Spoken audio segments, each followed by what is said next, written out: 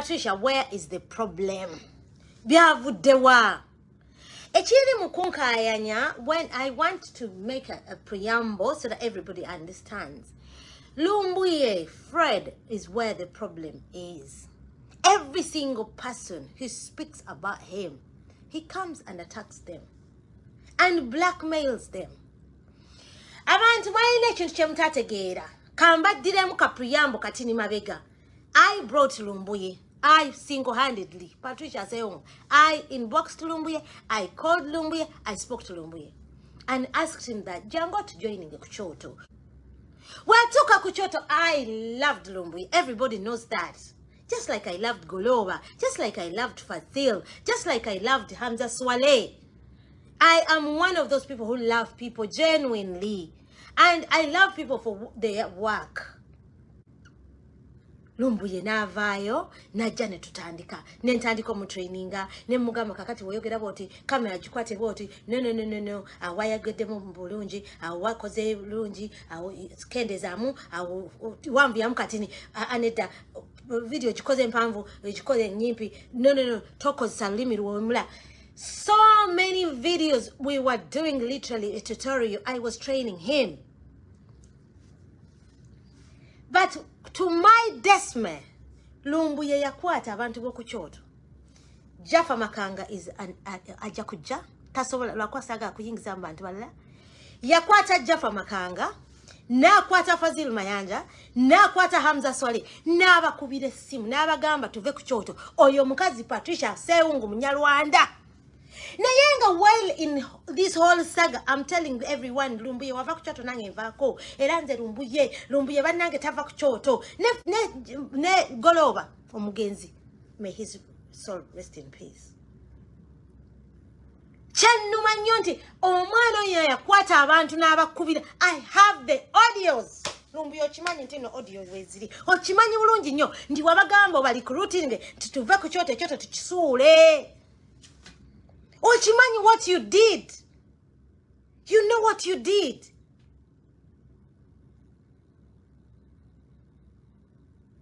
Fazil tatudukangako. People don't understand. Fazil needed a break and he wanted to do Twitter. We still talk to Fazil. He's still on the group. We still discuss things. We have meetings with him. He has never left Choto, but he needed to do something slightly different. So tadukanga. If you don't know, be quiet. I loved Lumbuye. I liked him so much because of his work. So Lumbuye comes as that Limbye nti bamukutte. That is before. Kuno kukwata okulala okwetwasonderako sente mukuleke. Waliwo okulala before he left Choto. He said that bamukutte. I raised money. Banange, Lumbuye, nze, abantu nebangane Patricia, banange Patricia when she loves someone, yabera, feeda, wo. Ngamba gamate, mumugamba ko, mumuleke, akolenga wayagala. And a chasingo okunsobera. Nti ye yali ali mukulicruiting abantu tuve ku Choto. Mbu bave ku Choto, banveeko because ndi Munyarwanda. My brother, I am a Munyarwanda, not by choice.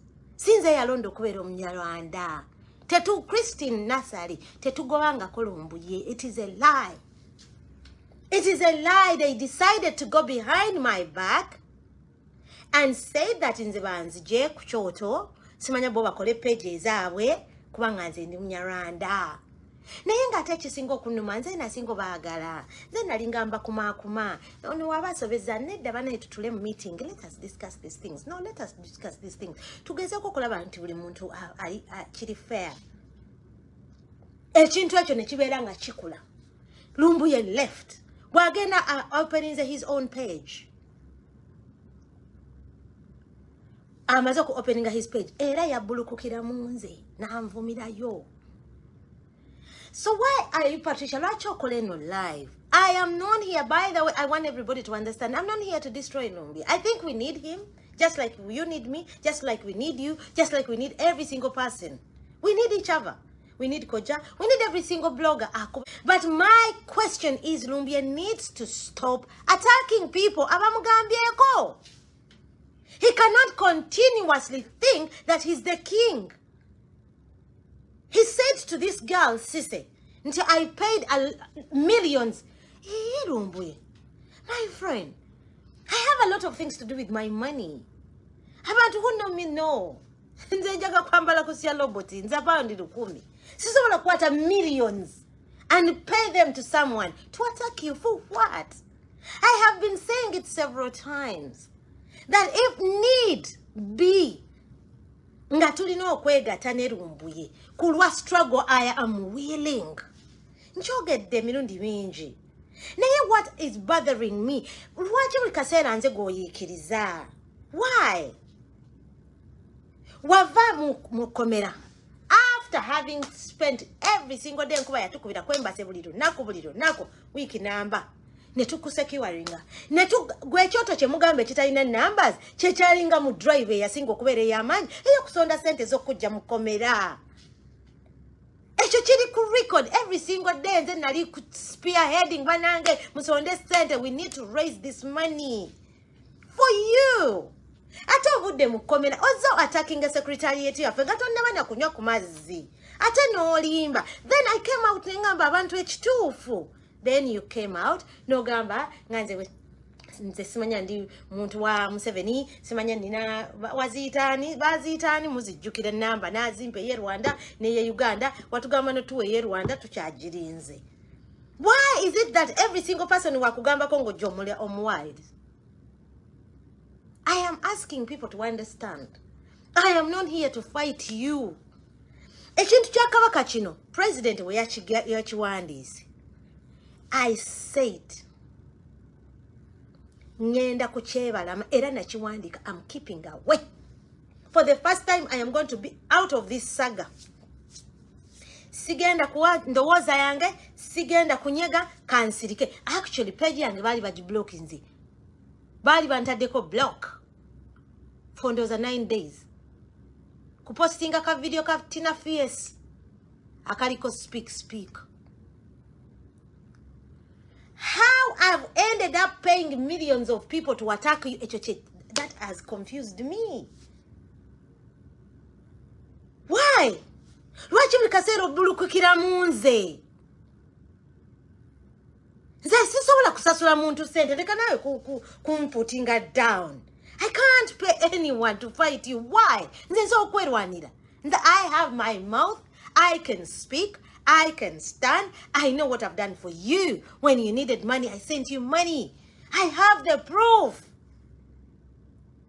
When you were in danger, I was on the front line. My tribe, I did not choose that tribe.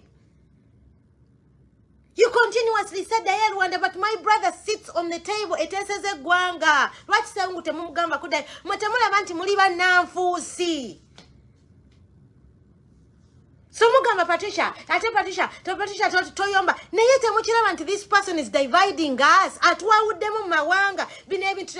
When the struggle was starting, we were all speaking the same language. Now all of a sudden, people don't go for protests anymore because Omzajona is spreading the propaganda wa utwa.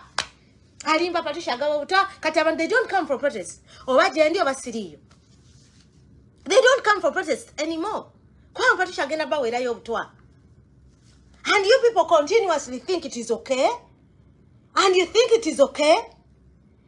Mule se propaganda wa Uganda.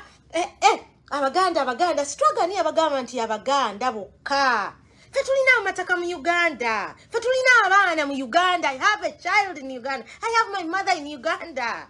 So mwana wange abeera mu Uganda. And I don't want her to come and live in UK.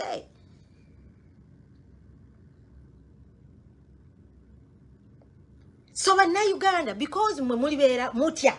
And when you love someone, you become stubborn about it. You don't want to look on the other side. Lumbuye yantandise konze na bali na mwesonyiwa. You can call me whatever. But Lumbuye yabitandise. I decided to hide away from his saga.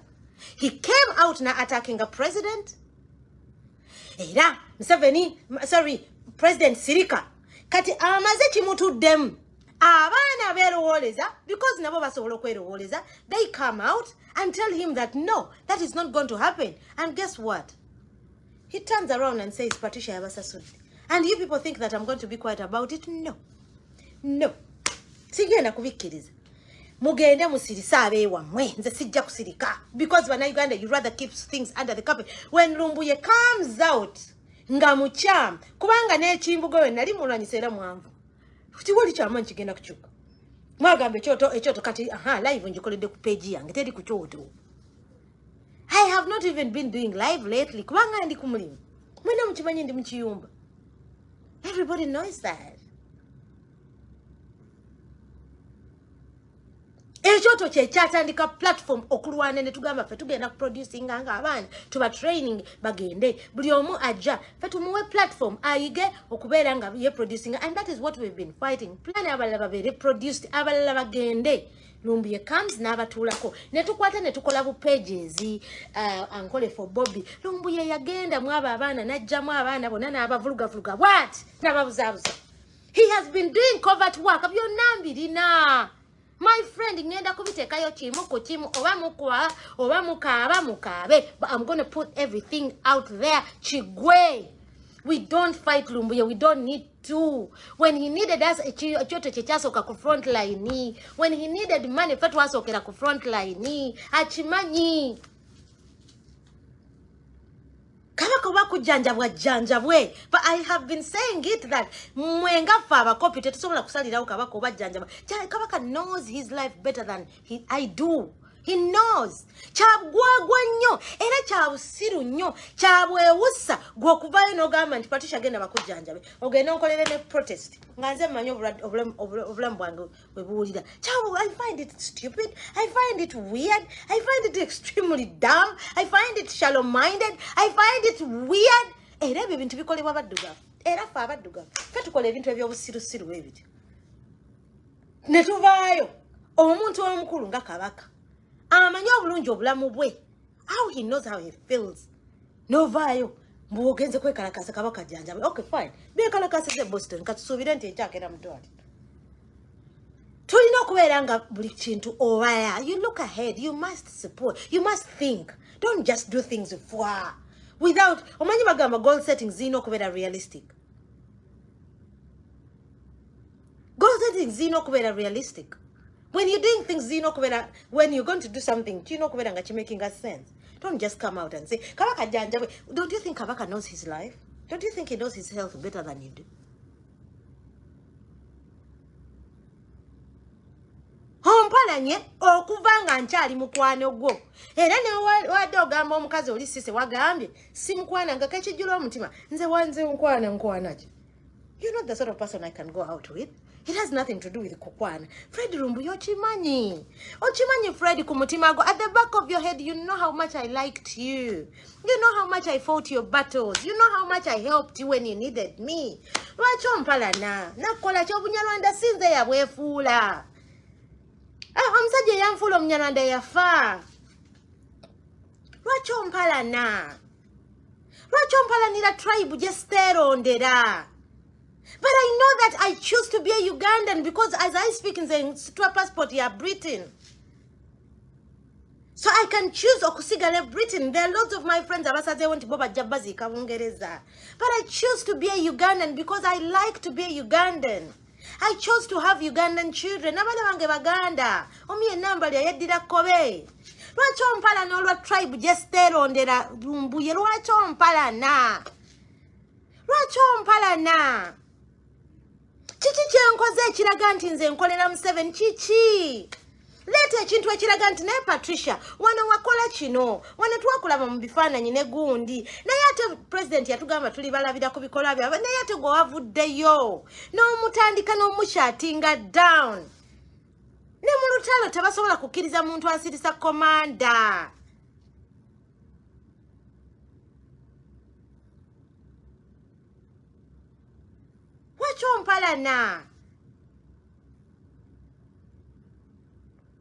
Why do you hate me for a tribe I did not choose? But I know I chose to be part of the struggle. Ompalanye okuva ng'okyali ku kyoto n'okwata abantu b'ekyoto n'obagamba you know what? Tuve ku kyoto because omukazi oyo Munyarwanda. Ne mu video gye wayogedde wagambye waliwo omukazi Omunyarwanda Patricia Lumbuye ndi Munyarwanda. I am. Nisinze ya kirondo kukibeera. Sinze. Kuba Sewungu yanzaala. N'ekizibu ate naye yafa. Omanyi mwewunza nnyo kankabazannyire. Bana nange ndaba tekulina gyekundwala naye mbutuufu omukyalo yalenge ejja kukyensera.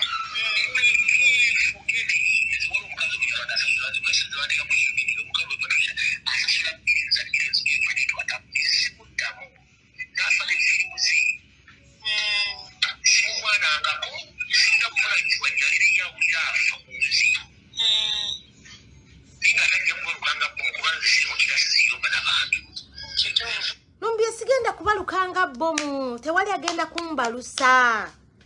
Lumbuye, tell me exactly how much money can ani akwata sente ze nazono nambuno okulwanyisa Lumbuye. What is so special about you? Chichi cholina chesaineze Lumbuye. I have money. I work. Every single person knows that Patricia Verane said that because when all you need is to put in time. Time yange njiteka mmirimu. Nze nsiba nkola. Buli muntu akimanyi Patricia mbera mbiyumba ngane kolerera. Chobola banze tebasobola kungula nobody. Tewala so akungula kubanga nze nekolerera. Nekerera kumacha nengena Patricia wawe nendabirira abaana. Nze tewali asobola kungula. Naye ate gwe kenyini Lumbuye weegane nti togenda undercover weegane nti tewakubidde Bob Yanga weegane. Vayo weegane nti obadde tokubira abaana ba foot soldiers weegane nti tokubira abantu ng'oli recruitinga undercover ng'obagamba muve ku kyoto weegane byonna mbireete ate era ngenda biteekayo weegane nti sina voice notes Lumbuye weegane. Hello?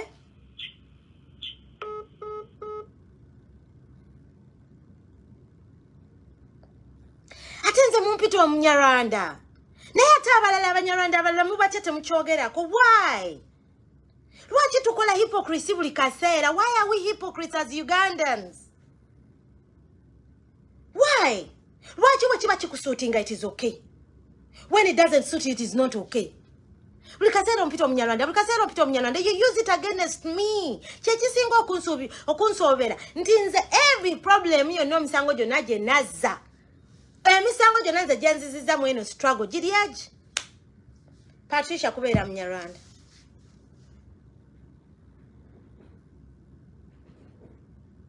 I cannot pay anyone to attack you. I don't need to.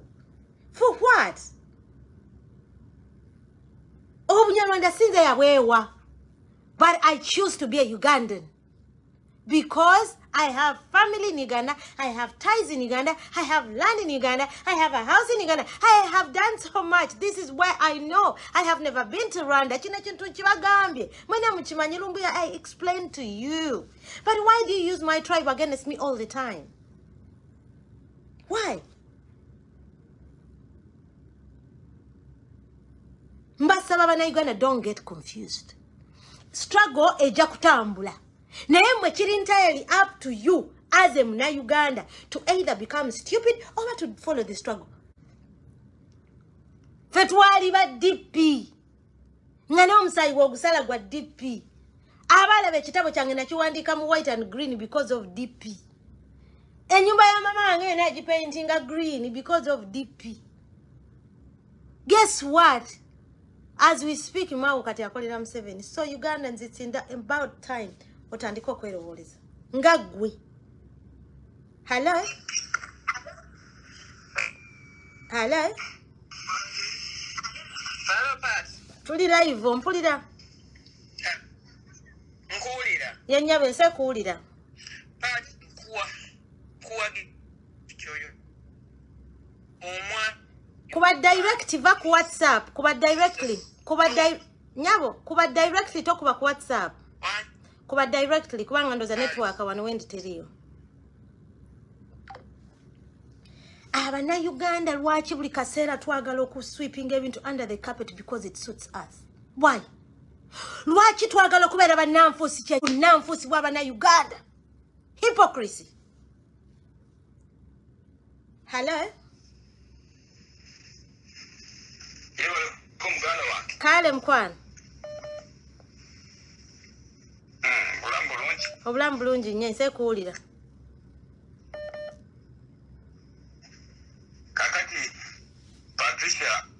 Yes, sir. Ebintu byonna byo naye saagala nnyo omalire ebiseera byo kuba direct abali e London mukube sebo abali e London mbegayiridde mukube direct network era bikambi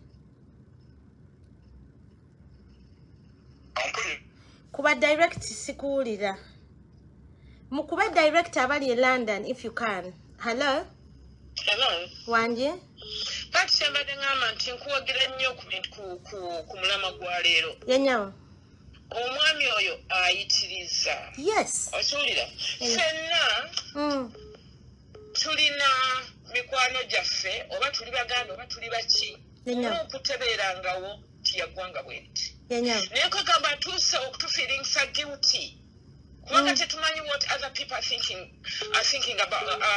of us or about us. Okiwulira nti alinga nga ayagala okufuula nupu nti nupu yabaganda nupu tebeerangako yabaganda nupu ya Uganda naye buli lwavaayo n'avuma Abanyarwanda buli lwavaayo n'avuma bano buli lwavaayo n'avuma bano. Tulina mikwano gyaffe Eminyarwanda tulina mikwano gyaffe Emyankole tulina mikwano gyaffe Emitoolo tulina si buli Munyarwanda nti awagira Museveni si buli Munyankole nti awagira Museveni naye omusajja atufuukidde ekirala. Owulira nze paati nkuwagira 100%. Sikirumamu nkuwagira 100%. Azze kutwawula yawula kwegamba ekiruubirirwa kye tetukyakitegeera yafa dda ku mulamwa. I don't care what he thinks. I don't care what he says. I don't care what his supporters say. Yes. Naye kino kisusa obw'omulamuzi. Nukutebeerangawo nti Abaganda, nukutebeerangawo nti Abasoga, nukutebeerangawo nti Abanyankole, nukutebeerangawo nti nupu ya Uganda yonna tuli omuntu omu. Naye buli lwajja n'avuma Abanyarwanda, buli lwajja n'avuma. Tulina mikwano gyaffe Eminyarwanda naye nga tegiwagira Museveni. Tulina mikwano gyaffe Emikiga naye nga tegiwagira Museveni. Tulina mikwano gyaffe Eminyankole naye tegiwagira Museveni. Of course, ate bangi. Nnyo, bangi nnyo. Nse ndi Muganda, I'm proud to be a Muganda. Naye kakati kwegamba balinga nga bagala okutufuula nti Patricia ayogerako. Nze n'ebigambo kubanga obusungu nina bungi. Kale bye. Sirya ku kya Kabaka agenda jjanjabe babagambye nno Kabaka talina baŋŋanda zaabo. Kabaka talina baana be, Kabaka talina baganda be, Kabaka talina bannyina. Mwana wa Kabaka asomera ku Bulaaya kuno. Waliwo amugaana okwogera.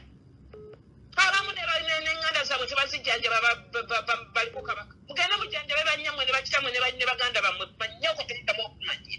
Bino siyogera nga nakoko. I'm so sorry. Kale dear.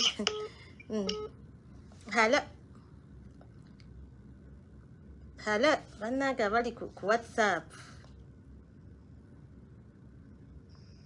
Hello.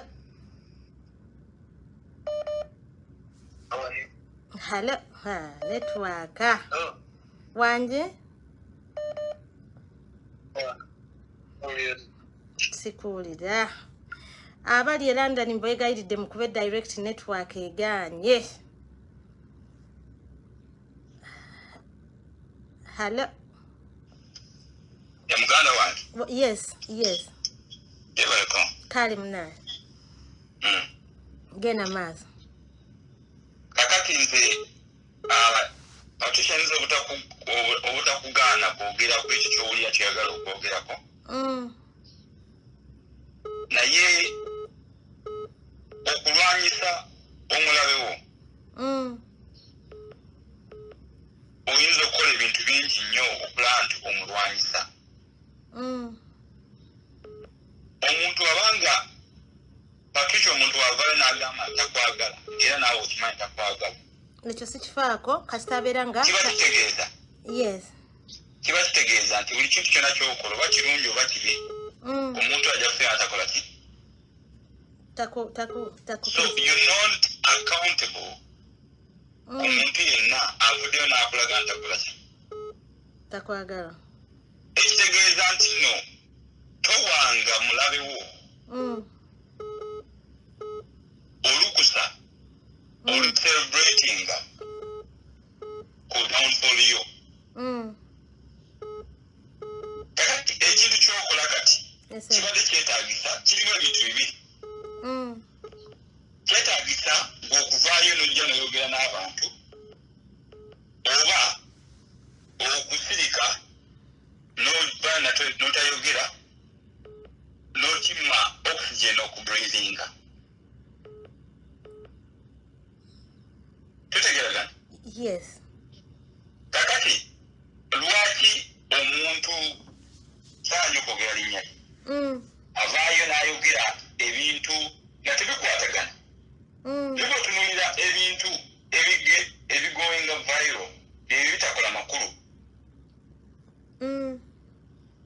embwa yalumya omuntu kino n'ekino kyali kikola bwe kiti ebyo bigetinga viral n'ebintu ebikola amakulu ebizimba ensi oba eggwanga tebikola makulu so nze nandibadde nkusaba Patricia kuba oli mukyala wa buvunaanyizibwa olina abantu abakukkiririzaamu olina ebintu bingi nnyo byokoze era byokola ebyongera ettaffaali ku ggwanga Uganda okay yes tulekeraawo okuwa obudde ku bantu aboogera ebintu nga tebina kyebyongera ku ggwanga naye nga